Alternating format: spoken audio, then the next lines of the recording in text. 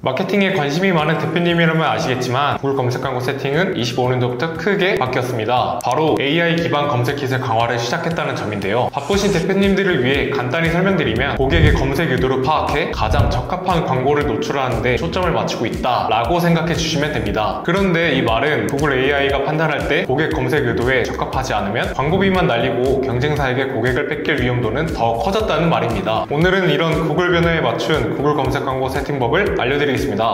안녕하세요. 마케팅 레버리지의 이상준 대리입니다. 세팅 순서는 크게 세 가지 단계로 나누어집니다. 캠페인, 광고 그룹, 광고입니다. 먼저 구글 애드 사이트에 들어간 뒤에 새 캠페인 버튼을 클릭합니다. 그 다음 목표 선택하기에서 웹사이트 트래픽을 선택합니다. 매출이 목표면 당연히 판매를 해야 하는 거 아닌가요? 라고 말씀하실 수도 있습니다. 맞습니다. 트래픽은 많은 클릭을 유도하는 광고이고 판매는 매출, 문의수를 목표로 하는 광고이기 때문에 당연히 매출로 이어질 확률은 판매가 더 높습니다. 이론상은요, 저희가 8년 동안 구글 검색 광고 세팅 광고를 해온 결과 판매는 타겟이 좁아지기 때문에 광고비는 더 비싸지지만 정작 성과는 트래픽과 큰 차이가 없었습니다. 즉 웹사이트 트래픽으로 하는 게 오히려 더 저렴한 광고비로 판매와 같은 성과를 낼 수 있는 거죠. 이어서 계속을 누르면 캠페인 유형을 선택할 수 있습니다. 검색을 선택해 주시고 목표 달성 방법에는 우리 홈페이지 주소를 넣어주세요. 캠페인 이름은 브랜드명, 검색 광고라고 알아보기 쉽게 적어주면 됩니다. 그리고 다시 계속을 클릭하면 입찰 목표를 선택할 수 있는데요. 앞에 캠페인 목표가 타겟팅에 영향을 줬다면 입찰 목표는 광고비 사용 방식에 영향을 준다고 생각하시면 됩니다. 입찰 목표는 클릭수로 선택해 주시면 됩니다. 가능한 많은 문의를 얻는 게 목표인 전환 목표가 가장 좋아 보일 수 있지만 광고를 시작한 지 얼마 안 되었거나 광고비가 부족한 초기 사업자는 구글이 학습할 정도의 충분한 전환값이 없기 때문에 효율이 떨어질 수밖에 없습니다. 그래서 초기에는 클릭수 목표로 충분한 데이터를 쌓고 이후 구글 광고로 문의가 충분히 들어올 때 전환 목표를 같이 운영하시는 것을 추천드립니다. 다음을 누르고 캠페인 설정에서 광고비를 아껴줄 가장 중요한 부분입니다. 네트워크에서 구글 검색 파트너 포함, 구글 디스플레이 네트워크 포함 이 두 가지는 체크 해제해 주시면 됩니다. 이 두 가지는 구글 홈페이지를 제외한 구글이 가진 다른 사이트에도 노출시키는 설정입니다. 만약 대표님 상품이 어디에 노출돼도 잘 팔리는 독보적이고 활용 범위가 높은 상품이라면 두 가지 모두 체크하셔도 됩니다. 하지만 필요한 사람들만 찾는 서비스를 판매하는 DB업종 대표님이라면 체크하지 않는 게 좋습니다. 위치는 대한민국으로 선택하고 언어는 한국어로 선택합니다. 그리고 잠재고객 세그먼트에서는 타겟팅을 선택하시면 됩니다. 90%의 대행사에서는 관찰을 선택해서 최대한 많은 사람들에게 노출시키고 그렇게 얻은 데이터 기반 타겟팅 광고를 진행합니다. 하지만 광고 데이터가 충분하지 않은 창업 초 사업자의 경우 비용이 넉넉하지 않으면 큰 효과를 보기 어렵기 때문에 오히려 처음부터 타겟팅을 하는 게 성과 보기가 더 좋습니다.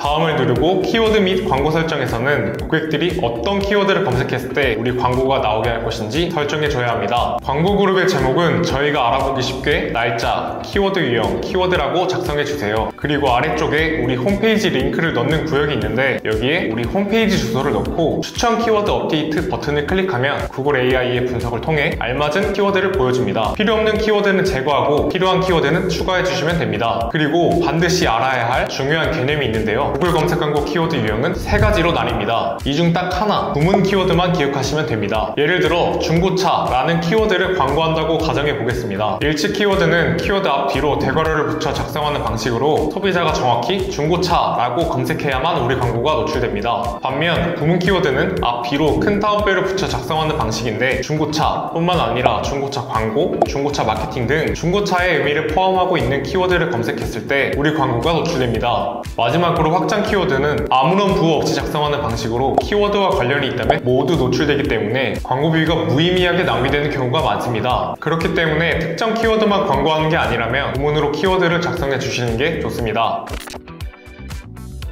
밑으로 내려와서 광고에서는 제목 3개와 설명 2개 이상을 작성해야 합니다. 작성된 제목과 설명은 구글 AI가 번갈아가면서 사용자에게 보여주고 평가 좋은 문구를 우선적으로 노출해줍니다. 여기서 중요한 것은 25년도부터 구글 AI는 사용자의 검색 의도를 더 정교하게 분석해 광고 문구와 관련성을 평가합니다. 그래서 구글 AI가 봤을 때 사용자의 검색 의도를 정확하게 이해하고 각 의도에 맞는 광고 문구를 보이게 만드는 것이 핵심입니다. 사용자의 검색 의도는 크게 3가지로 나누어집니다. 단순 정보 탐색, 구매 유도, 문제 해결입니다. 단순 정보 탐색은 고객이 정보를 얻기 위해 검색하는 경우를 말합니다. 만약 우리가 구글 광고 키워드를 광고하고 있는데 블로그, 칼럼, 유튜브 영상 등 브랜딩이 목적이라면 구글 광고 시작 전 알아야 할 모든 것, 구글 광고 10분으로 끝내기 같은 정보 탐색 단계에 맞는 문구를 쓰는 게 좋겠죠? 다음으로 구매 유도는 고객이 상품이나 서비스를 구매하고 싶을 때 검색하는 경우입니다. 똑같이 구글 광고 키워드를 광고하고 있고 대행사를 찾는 고객이 목적이라면 구글 광고 3개월 안에 매출 안 오르면 환불해드립니다. 같이 구매를 유도하는 문구를 작성하는 게 좋습니다. 마지막으로 문제 해결 유도는 고객이 특정 문제를 해결하기 위해 검색한 경우입니다. 이 경우에는 고객의 문제를 명확하게 언급하고 해결할 솔루션을 유도하는 문구가 좋습니다. 광고 문구에 대해 더 알고 싶으시다면 이전에 찍어둔 영상을 참고해 주시기 바랍니다. 광고 문구를 모두 작성하셨다면 이 외에도 비즈니스 로고, 사이트 링크, 콜아웃 등을 추가할 수 있습니다. 우리 회사에 대한 정보가 많을수록 고객 입장에서는 경쟁사보다 신뢰감을 느낄 수 있기 때문에 가능하면 모두 추가해 주는 게 좋겠죠? 다음을 누르면 예산을 설정할 수 있습니다. 처음부터 광고비를 많이 쓸 수 있으면 좋겠지만 무리할 필요는 전혀 없습니다. 하루에 1, 2만 원이어도 충분합니다. 처음에는 어떤 키워드가 성과를 보이는지 테스트해보고 성과에 따라서 조금씩 높여가시면 됩니다. 여기서 알아두셔야 할 것은 설정한 예산보다 최대 2배까지 광고비가 나갈 수 있다는 점인데요. 걱정은 안 하셔도 됩니다. 한 달 기준 설정한 예산보다 과하게 지출된다면 광고비가 더 나간 만큼 자동으로 환불되니까요. 구글 AI가 판단했을 때 성과가 좋은 날은 광고비를 더 쓰고 성과가 안 좋은 날은 덜 나가게 알아서 조절한다고 생각하시면 됩니다. 관리 방법은 딱 3가지만 반복해 주시면 됩니다. 문의가 생기는 키워드를 많이 찾을수록 매출이 늘어나는 것을 몸으로 체감하실 겁니다. 항상 말씀드리지만 이렇게 직접 관리하시다 본업을 못할 정도로 시간을 많이 쓰실 때 문의가 너무 많이 들어올 때 광고 대행사를 찾아보셔야 합니다. 광고에 대한 이해도가 없을 때 대행사를 찾아가봤자 모든 성과는 광고비가 부족한 탓이라며 광고비와 대행비만 더 쓰게 만들 뿐입니다. 광고에 대한 이해도가 높아져서 우리를 가장 잘 관리해줄 대행사를 구분할 수 있을 때 광고는 대행사에게 맡기고 대표님은 본업만 집중하셔야 매출은 폭발적으로 늘어날 겁니다. 오늘도 긴 영상 시청해주셔서 감사합니다. 지금까지 마케팅 레버리지의 이상준 대리였습니다.